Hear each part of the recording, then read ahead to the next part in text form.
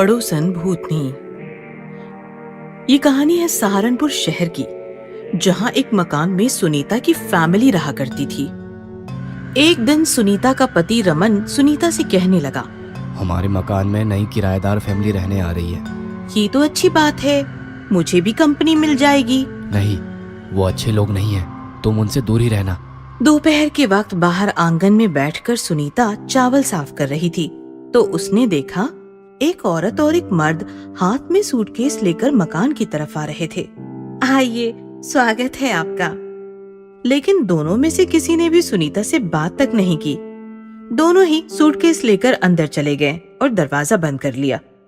रात के वक्त जब रमन सोने आया तो सुनीता कहने लगी, ठीक कहा था आपने, अजीब लोग हैं, बात तक नहीं करते। तुमसे कहा था ना उनसे दूर रहो। सुना है वो आदमी पक्का बेवड़ा है, अपनी बीवी को बहुत मारता है। रमन ऐसा कह ही रहा था कि पड़ोस के घर से मारपीट की आवाज सुनाई देने लगी। थोड़ी ही देर में सुनीता का दरवाजा पड़ोस की औरत खटखटाने लगी। बहन जी, बचाओ मुझे, मेरा पति मुझे मार डालेगा, मैं आपकी पड़ोसन कल की। बहन जी बचाओ मुझे। औरत दरवाजा खटखटाती रही तो सुनीता बोली, अब क्या करूं जी, दरवाजा खोलूं? पागल हो क्या, सो जाओ चुपचाप। पति के कहने पर सुनीता चुपचाप सो गई। दूसरे दिन सुबह सुनीता बाहर आई तो उसने देखा उसकी पड़ोसन कल की रंगोली बना रही थी। उसका पूरा शरीर मारपीट से घायल था। कल्की ने जब सुनीता को देखा तो वो झट से उठकर अंदर चली गई और दरवाजा बंद कर लिया। उसी रात रमन और सुनीता सोने वाले थे कि फिर से कल्की दरवाजा खटखटाने लगी। बहन जी, मेरा पति मुझे मार डालेगा, बहन जी मुझे बचाओ। लेकिन इस बार रमन के साथ साथ सुनीता ने भी उसे नजरअंदाज कर दिया और दोनों सो गए। ये सिलसिला लगातार 15 दिनों तक चलता रहा। रोज रात कल्की आती और सुनीता का दरवाजा खटखटाती, लेकिन सुनीता और रमन दरवाजा नहीं खोलते। सुबह जब सुनीता बाहर आती तो घायल कल्की सुनीता को देखकर गुस्से से अंदर चली जाती। 15 दिन के बाद एक रात ऐसी आई कि ना तो मारपीट की आवाज आई, ना ही कल्की ने सुनीता का दरवाजा खटखटाया। लगता है आज मारपीट बंद है, आज मुझे नींद नहीं आएगी। रोज की शोर शराबे की आदत जो लग चुकी है। दूसरों के मामले में टांग ना घुसाओ, सो जाओ। उस रात के बाद जैसे चमत्कार ही हो गया। कल्की जैसे गायब ही हो गई। सुनीता को फिर कभी नहीं दिखी। लेकिन एक रात जब रमन और सुनीता सो रहे थे तो किसी ने उनका दरवाजा खटखटाया। कौन?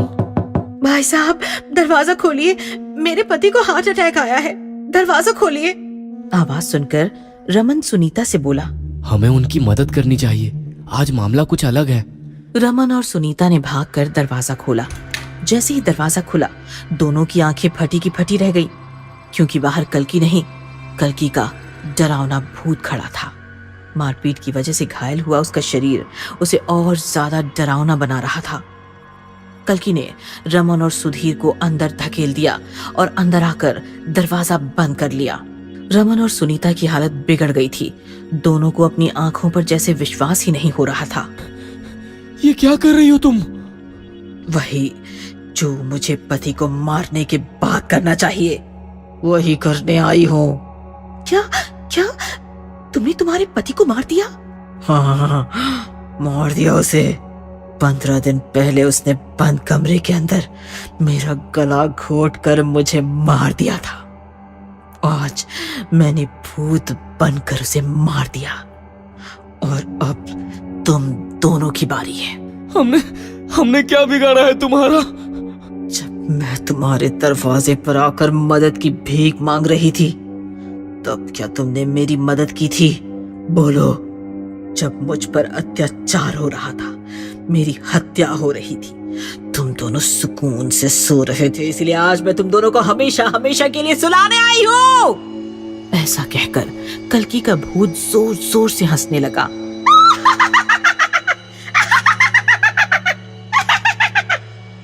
रमन और सुनीता इधर उधर भागने लगे। कल्की ने हाथ आगे किया और उसका हाथ बढ़ने लगा। उसने रमन को अपनी ओर खींच लिया। सुनीता, बचाओ बचाओ। रमन की हालत देखकर सुनीता उसको बचाने आई तो कल्कि ने उसे भी पकड़ लिया और गला दबाकर दोनों को तड़पा तड़पा कर मार दिया। दूसरे दिन पुलिस पहुंची तो रमन और सुनीता मरे पड़े थे।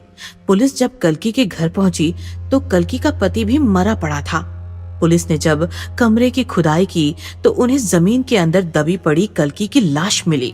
सर, केस क्या बनाना है? यह केस तो कौटुंबिक हिंसाचार के दायरे में आता है। और वह सुनीता और उसके पति का मर्डर, उसका क्या? पड़ोसी धर्म का पतन हुआ था उनके हाथों। भूत प्रेत का चक्कर है, लेकिन कोर्ट यकीन नहीं करेगा। छोड़ो, कोई दूसरी वजह ढूंढते हैं। इस प्रकार कौटुंबिक हिंसाचार से पीड़ित कल्कि ने अपने पति के साथ साथ अपने पड़ोसियों को भी नहीं छोड़ा। इसीलिए सावधान रहें, सतर्क रहें।